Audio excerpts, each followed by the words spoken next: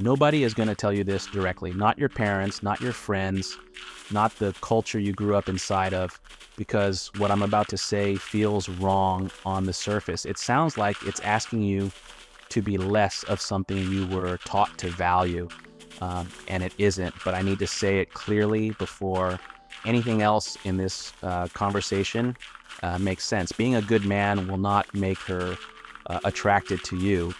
Goodness and attraction are not the same currency. They don't operate in the same economy. And spending years being the best possible version of a good man while wondering why it doesn't translate into the connections you want is one of the most quietly painful experiences a man can have, because you're doing everything you were told. You're being kind, you're being reliable, you're being emotionally available and honest and respectful and considerate. You're being exactly what everyone said a woman wants, and it's not working. And the confusion that creates doesn't just hurt, it makes you question things about yourself that were never the problem. And it makes you resent qualities that are genuinely valuable and genuinely worth having, just not for the reason you thought. So let's actually untangle this, because these two things, being a good man and being an attractive man, are not opposites. They're not even in conflict, but they are completely separate projects, and confusing them, building one while hoping it automatically produces the other, is a mistake that costs men years of their lives and enormous amounts of pain that was entirely unnecessary. Here's what goodness actually is in the context of how most men understand it. All right, goodness is a moral quality. It's about how you treat people, whether you're honest, whether you're reliable, whether you show up for the people who matter to you, whether you have integrity between what you say and what you do, whether you care about people's well-being and act in ways that reflect that caring. These are genuinely important qualities. They matter enormously in a human life. They make you someone worth knowing and worth trusting and worth building something real with over time. And they are completely insufficient on their own to generate attraction in the early stages of a connection. And the reason they're insufficient is not that women don't value goodness. They do, deeply. But goodness is a quality that becomes visible and meaningful and important over time in the context of an established relationship, in the accumulated evidence of how someone behaves across a range of situations. It becomes the thing that makes her feel safe enough to stay, that makes her trust you with the real parts of herself, that makes her want to build something with you rather than just feel something for you. But in the early stages, in the first conversations and the first weeks and the first impressions, goodness is largely invisible, not because she doesn't care about it, because it doesn't produce a feeling. And attraction in those early stages is entirely about feeling, about the quality of what happens in her body, in her gut, when she's near you or thinking about you. And goodness, however real and however genuine, does not produce that feeling on its own. What produces that feeling is entirely different. And this is where I want to be very specific, because the vague version of this, just say be confident, is useless. What produces that feeling in the early stages of a connection is a combination of things that have nothing to do with moral character and everything to do with energy and presence and the specific quality of who you are as a person beyond what you do for others. The first thing is direction. A man who is going somewhere, not necessarily somewhere impressive by external measures, just somewhere real, somewhere of his own choosing, somewhere that gets him out of bed in the morning with genuine forward momentum. A man who has a life that is moving, that has shape and texture and things in it that he cares about enough to protect his time for. That quality of directional movement, of being a man with somewhere to go, is something she feels immediately. It creates the impression, accurate or not, of someone whose life is worth orienting around, someone who has things happening that she doesn't fully know about yet. And the unknown of what those things are, the sense of a world behind the person she's meeting, is one of the primary engines of early attraction. And the second thing is self-possession, which is different from confidence in the way it's usually described. Self-possession is not the absence of insecurity. It's not the presence of certainty about outcomes. It's the quality of a man who is clearly himself, regardless of the social environment he's in, who doesn't shapeshift based on the company, who has opinions that belong to him and carries them without apology, who moves and speaks and makes decisions from an internal reference point rather than an external one, who is recognizably the same person, whether he's with his friends or a stranger or a woman he finds attractive or someone who intimidates him. That consistency of self, that quality of being anchored inside rather than outside, is what self-possession actually is. And it is one of the most quietly magnetic qualities a man can have, because it creates the impression of someone who knows who they are. And knowing who you are is rare enough in this world that encountering it feels remarkable.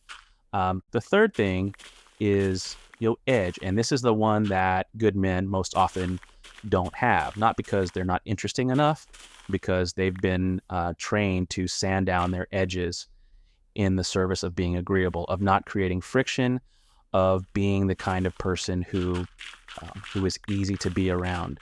And easy to be around is wonderful in a long relationship built on real foundation.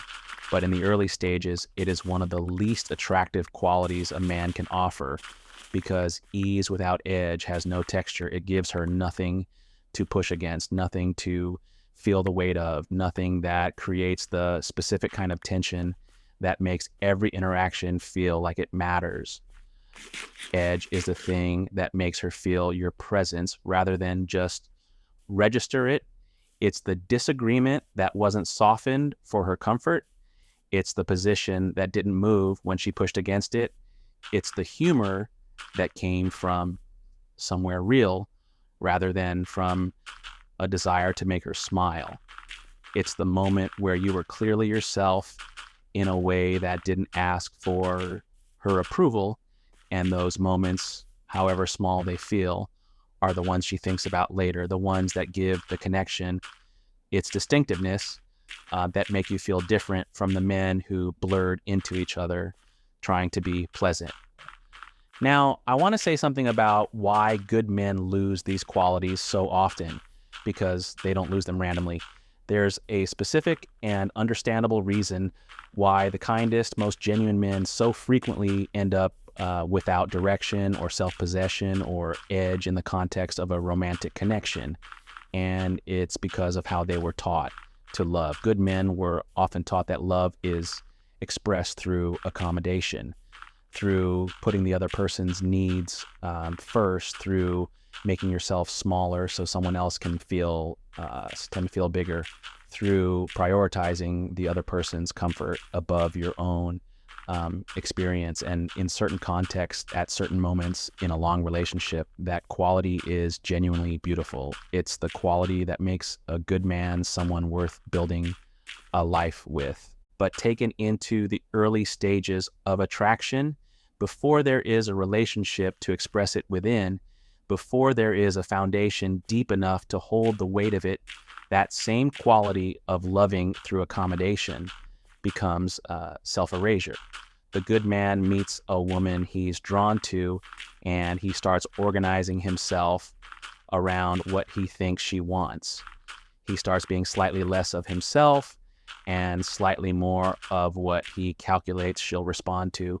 He softens the edges. He fills the silences because silence feels risky.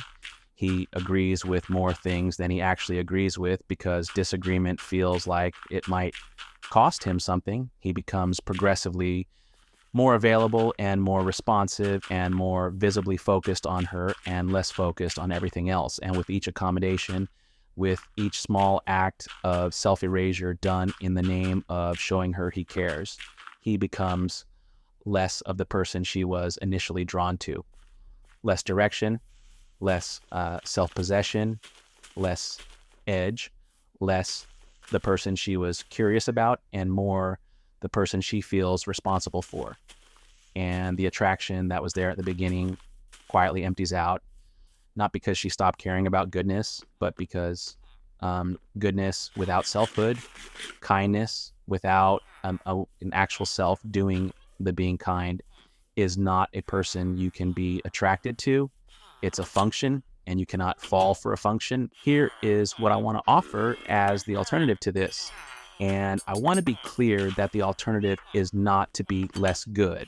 It is not to become selfish or careless or withholding or any of the things that represent the ugly overcorrection men sometimes make when they first encounter this idea. The alternative is to be good and to be someone, to be kind, and to also be fully yourself, to care about her and to also care deeply and visibly about your own life and your own direction and your own truth, to show up for her and to also have somewhere else to show up for, to be emotionally available, and to also have an interior life that is genuinely interesting enough that she wants access to it rather than feeling like she has to manage it. That combination, real goodness and real selfhood existing simultaneously in the same man, is actually extraordinarily rare. Most men are somewhere on the spectrum between one and the other.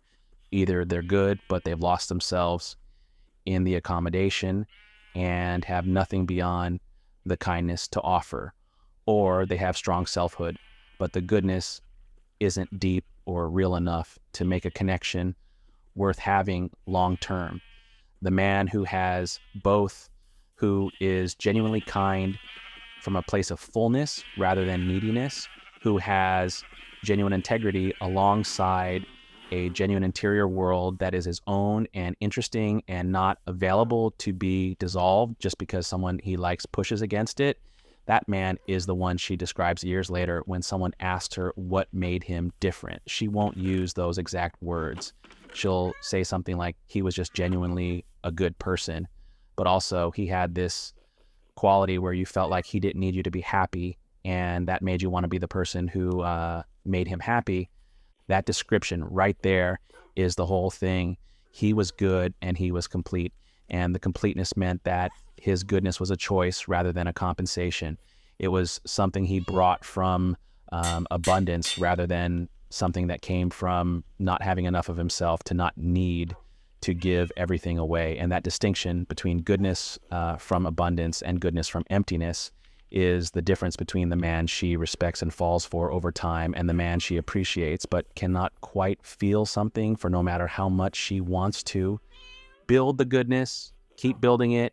It matters enormously, and in the long run, it matters more than almost anything else. But build the self alongside it, build the direction, the self-possession, the edge that comes from actually knowing what you think and being willing to stand in it. The interior life that has substance and texture and things happening in it that don't require her attention to sustain them. Build the man who is good because he has enough of himself to give from rather than because he has so little of himself. That giving is what fills the space. That man is who you were always supposed to become, not instead of the good man, as the full version of him.